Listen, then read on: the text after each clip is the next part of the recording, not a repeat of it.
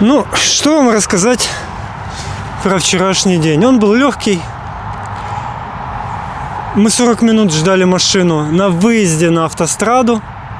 Дядька классный Тео нас подобрал, провез далеко, больше 100 километров, там, получается, за Веченцу, за Верону и к озеру Гарда.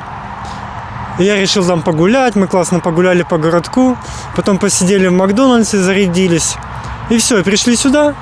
Ну, кусты как кусты, деревья, куча дров, отлично, большой костер, попытались даже высушить вчера постиранную одежду, ну, не высушили, конечно. Вот. У меня есть подозрение, что я разгадал секрет автобана, точнее вспомнил. Вот если мы сегодня доберемся в Милан, то я вам расскажу этот секрет. Обычная итальянская проселочная дорога. А вот там уже автострада и видна заправка. Это не просто какая-то заправка, это зона обслуживания. Там и заправка, и кафе, и зона отдыха. Вот такие зоны обслуживания там через 20-30 километров по автостраде. Розы в ноябре.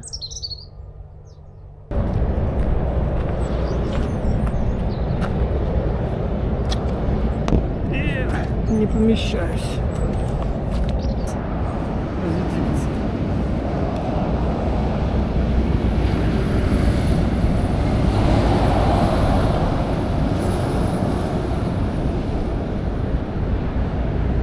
Увидел украинские номера грузовика, крикнул ему по-украински. Вот. Он мне сказал, что на Милан не едет. Я у него спросил, может ли грузовик брать двоих. Ну, он сказал, ну так, могут остановить и придолбаться.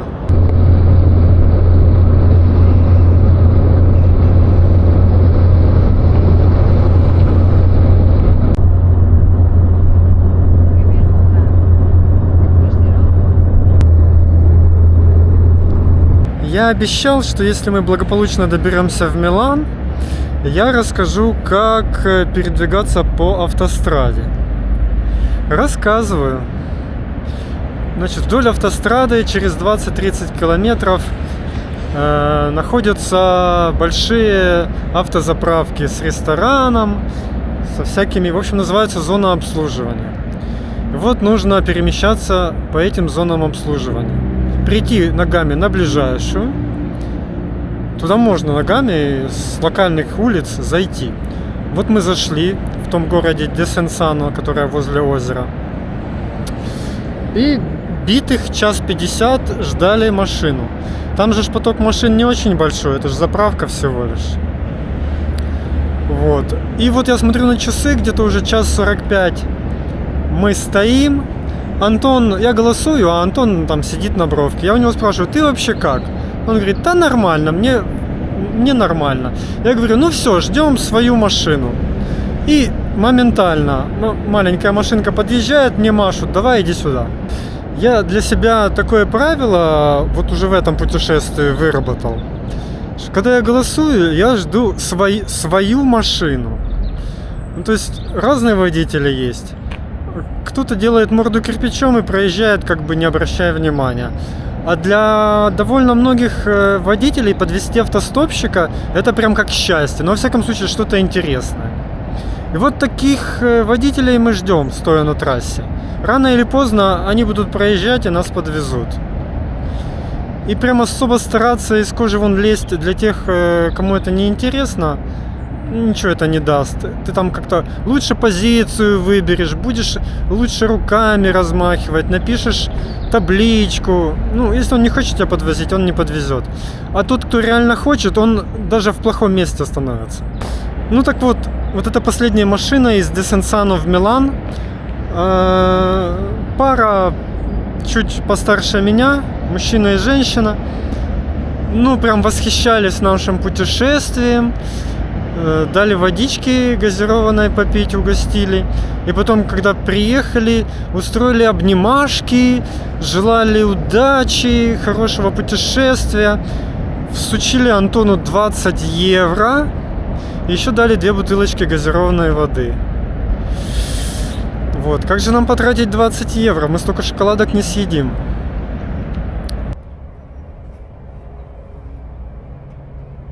Страшный выход. О, застрял. Давай, давай. С автострады. Браво! Бабене, браво. От автострады идем к ближайшему метро. Но тут должно быть недалеко. Поедем в центр. И тут мы уже присмотрели себе место для ночевки этим вечером, потому что мы погуляем по центру и опять вернемся сюда. Ну, посмотрим вообще, как это будет. Класс! Антон в Милане. А я говорил, что он будет путешественником. Так, милые азиатские девушки помогли нам купить 2 таких билетика. Сперва нашу 20-ку я в еврох не принял банкомат. Заплатил я карточкой. 2,20 в еврох стоит проезд. Так, расписание вижу. Ой, расписание.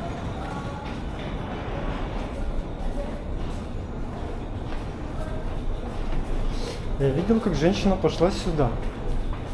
Значит, поезда, наверное, здесь? Или нет? Да, похоже на то. Комаси. Ясно. Прибытие поезда.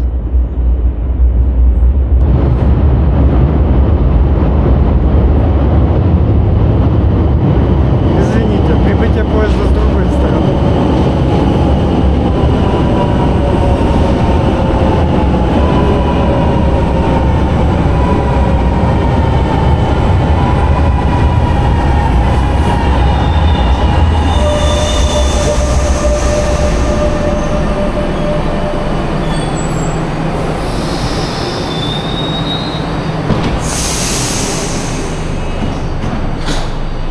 Садись, Тош. Ох, длиннющий вагон. Это на весь поезд вагон.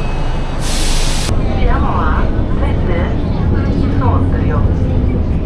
Apertura porte a destra. Doors open on the right. Guarda, mi serve, mi sta addosso. Fai l'autostrada. Fai l'autostrada, coglione. Fammi lontano.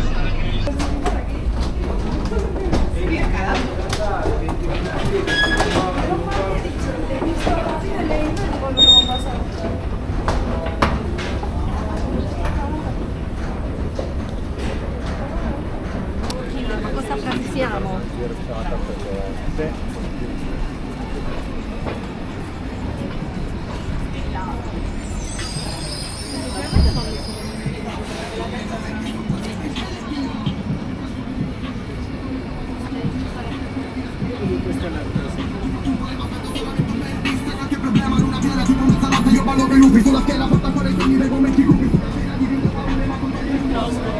Fidante domani. Ciao ciao.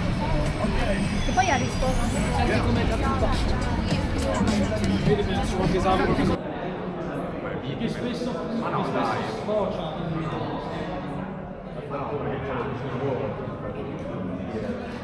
Туристов капец сколько.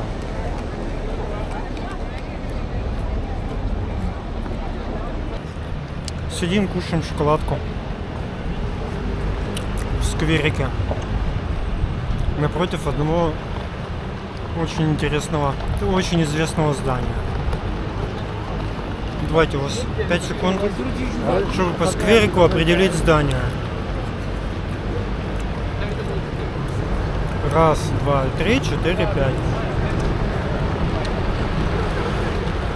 Вот это 3-этажное здание, это театр Ла Скала. Не знаю, что больше выматывает, машины стопить или по городу ходить.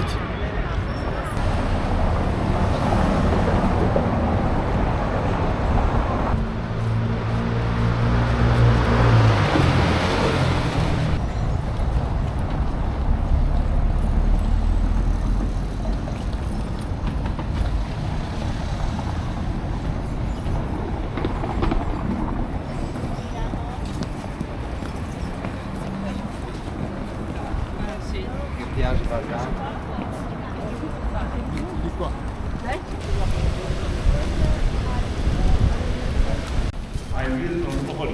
怀发的这种是只是偏这不味儿。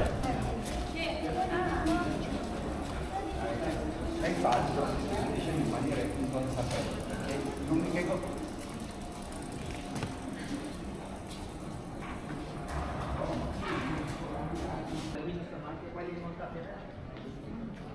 Туристический Милан утомляет, извините.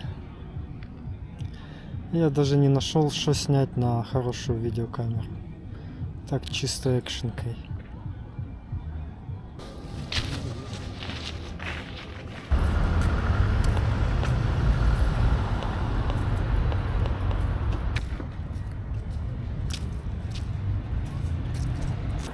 Не, все-таки прикольный, интересный город Милан. Если брать туристов. И нас в том числе.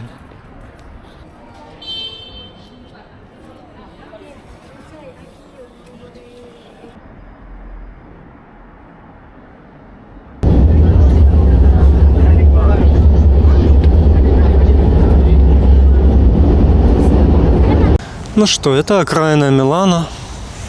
Тут в 100 метрах вот эта зона сервиса с заправкой, на которую мы приехали в Милан, погуляли вчера по Милану и вернулись опять сюда. Будем ехать в Турин.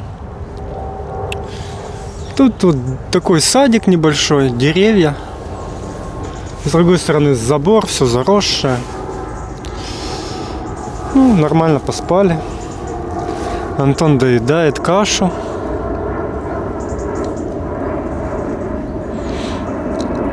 Все как обычно. Все спокойно. Антон, как ты думаешь, что для тебя в этом походе самое сложное? Ну, сложно меня было, когда я замучился и все время было на ногах и все время шел. Это вчера или раньше? Вчера. По Милану замучился ходить? Угу. Ну а до этого тоже было такое? Да. Это когда мы много ходили? Угу. Ну а что-то еще было тяжелое в походе? Было сложно, когда я замерзал. Это в Австрии, да, там особенно холодно было? Угу. Ой, чайник закипел. 8:30. Мы на заправке возле автобана. Машин еще меньше, чем вчера, но немножко есть. Мы замерзли, и там было очень мало машин. И мы решили пойти на следующую станцию пешком. Это 3 часа, может и больше. Мы потеряем сегодняшний день, зато зайдем в магазин и не замерзнем.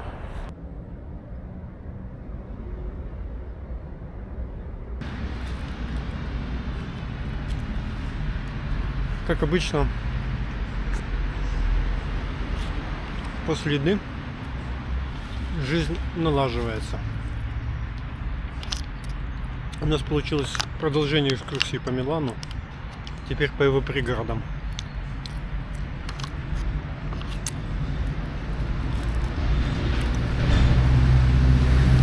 Что-то мы рассчитывали на теплый день, легко оделись.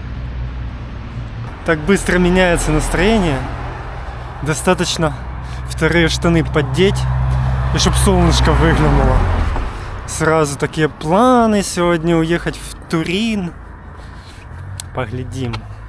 Шли по нормальным кварталам, потом по гетто, по каким-то промышленным таким улицам. Под автострадой прошли. Развлекаемся.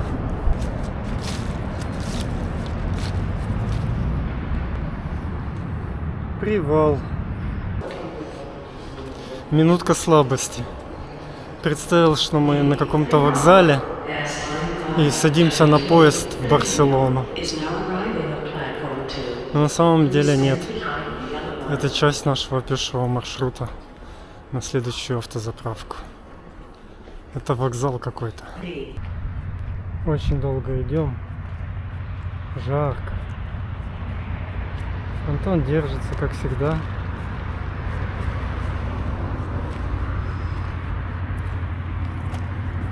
Воду будешь? Прийти сюда было нелегко, да, Тоша? Ну, зато погода отличная. Везде указатели Торино, Торино на этой заправке. Ну, туда, куда нам и надо. Все, сидим здесь, тепло. Да, порожняк. Машин почти нету. Пообещал Антону, что если мы тут бессмысленно просидим до вечера, то я куплю в этом магазинчике на заправке шоколадку. Подъехала полиция, когда мы сидели на заправке. И говорит, это автобан, уходите отсюда. Пришлось уйти. По дороге подошел к французскому дальнобойщику. Но он говорит, не, невозможно. Контроль типа. Сейчас открою карту, буду думать, как ехать дальше. Непонятно пока.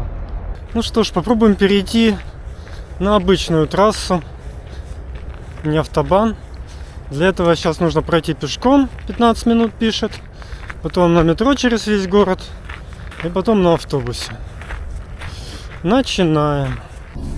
Мы прекрасно добрались на метро с пересадкой.